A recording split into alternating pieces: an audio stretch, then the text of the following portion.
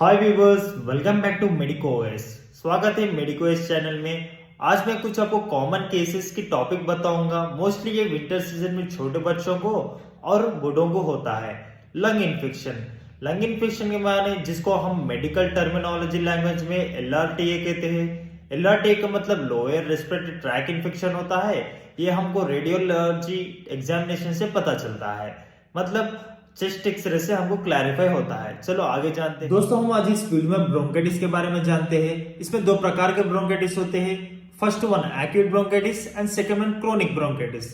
Firstly हम इसमें acute bronchitis के बारे में जानते हैं और पार्ट 2 वीडियो में क्रोनिक ब्रोंकाइटिस के बारे में जानते हैं। ठीक, चलो ब्रोंकाइटिस क्या है और क्यों होता है और उसके लिए क्या मेडिसिन यूज करा जाता है, चलो हम इस वीडियो में जानते हैं।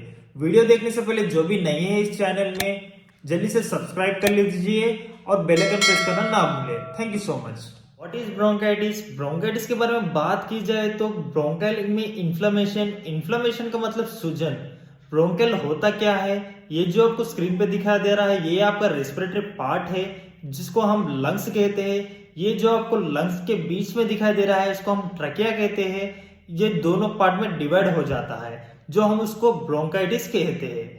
अगर बात ब्रोंकाइटिस के बारे में आती है तो ज्यादातर बच्चों में और बूढ़ों में दिखाई देता है। अगर उसमें इन्फ्लेमेशन होता है तो उसको हम ब्रोंकाइल ट्यूब इन्फ्लेमेशन कहते हैं। यही ब्रोंकाइल में सूजन होता है। इसके अलावा दोस्तों, ब्रोंकाइल में इन्फ्लेमेशन होता है उसकी वजह से ब्रोंकाइटिस होता है।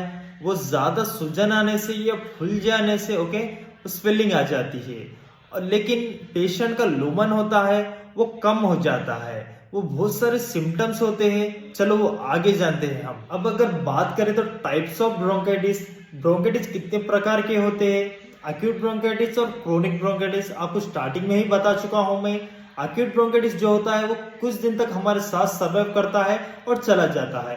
क्रोनिक ब्रोंकाइटिस जो होता है बहुत दिनों तक हमारे साथ ही रहता है। अब सिर्फ एक्यूट ब्रोंकाइटिस के बारे में ही बात करें। दोस्तों, हम एक्यूट ब्रोंकाइटिस के केसेस की बात करें तो अपर रेस्पिरेटरी ट्रैक होता है, वहां पे वायरल या बैक्टीरिया इन्फेक्शन होता है जिसके हम वायरल इन्फेक्शन में इन्फ्लुएंजा के वजह से कोई इन्फेक्शन होता है उसको हम ब्रोंकाइटिस में इन्फेक्शन बोल सकते हैं, या फिर बैक्टीरियल भी इन्फेक्शन से भी होता है जिसको हम स्ट्रेप्टोकोकस बोल सकते हैं, उसकी वजह से भी हो सकता है। तो इसको हम ब्रोंकाइटिस कहते हैं। एंड कई बार ये नाजल साइनस इन्फेक्शन से भी होता है। नाजल साइनस इन्फेक्शन से भी पूरा लंग्स में स्प्रेड होता है, और निमोनिया से भी कुछ सेम बैक्टीरिया इन्फेक्शन स्प्रेड से भी ब्रोंकाइटिस होता है। ब्रोंकाइटिस में क्या सिम्टम्स होते हैं और क्या स्टिंग्स होते हैं वो देखते हैं।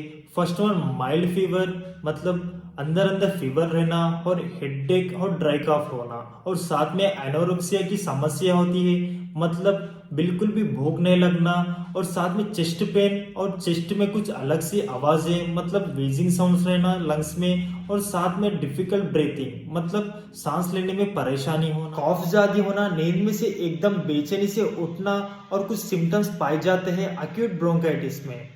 चलो हम साथ में ट्रीटमेंट के बारे में बात करते हैं। किसी को सांस लेने में दिक्कत होती है या किसी को चेस्ट में से अजीब आवाजें आती है जैसे वीजिंग साउंड्स, होम रेमेडीज या बाहर के नेबुलेशन भी लगा सकते हैं, स्टीम इनहेलेशन भी कर सकते हैं, मतलब नेबुलेशन लगाना।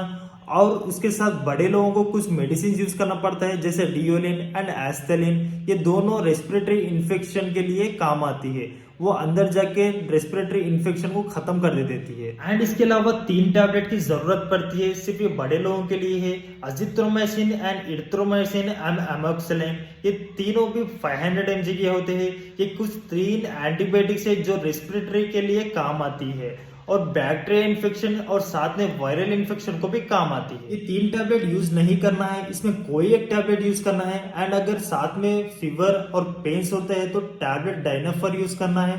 उसका फार्मूला डाइक्लोफेनिक एंड पैरासिटामोल होता है, दो भी कॉम्बिनेशन होते हैं, उसको यूज करना है। और इसके साथ में आपको सीवियर ड्राई कफ हो रही है तो ये सिरप यूज कर सकते हैं जो आपको स्क्रीन पे दिख रही होगी। जेनिकुफ डी और ग्लिटर्स सेम ही फार्मूला है, बस अलग अलग कंपनी है। इसका फार्मूला डेक्स्ट्रोमेथोफोन एंड हाइड्रोब्रोमाइड, और उसके साथ में क्लोरीफेरामाइन मालेट एंड उसका अमोनियम क्लोराइड मिलके कॉम्बिनेशन रहती है, वो सिर्फ आप यूज कर सकते हैं। एक और दोस्तों सही से सांस आती रहे और नोज ब्लॉक ना हो, उसके लिए कुछ मेडिसिन है, वो है ये मॉन्टेलिकॉस्ट और लियोसिट्रिजन, दो कॉम्बिनेशन रहती है जो हम फार्मेसी में लियोसेट एम के नाम से जानते हैं, वो आप ले सकते हैं। आज की टॉपिक बस इतनी ही थी। उम्मीद करता हूँ आप सभी को ये वीडियो पसंद आया होगा और समझ में आया होगा। ये वीडियो सिर्फ आपके नॉलेज के लिए है और ये आपके प्रिकॉशंस के लिए है।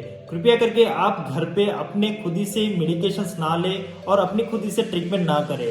कोई डॉक्टर और फार्मासिस्ट के प्रिस्क्रिप्शन के हिसाब से फॉलो करें। और मैं आपके साथ अच्छे से अच्छे टॉपिक और एक्सप्लेनेशन, इजी एक्सप्लेनेशन के साथ आपके साथ जुड़ा रहूंगा। And thank you for watching. Please subscribe, click on the bell icon to be notified every update our channel. Thank you so much.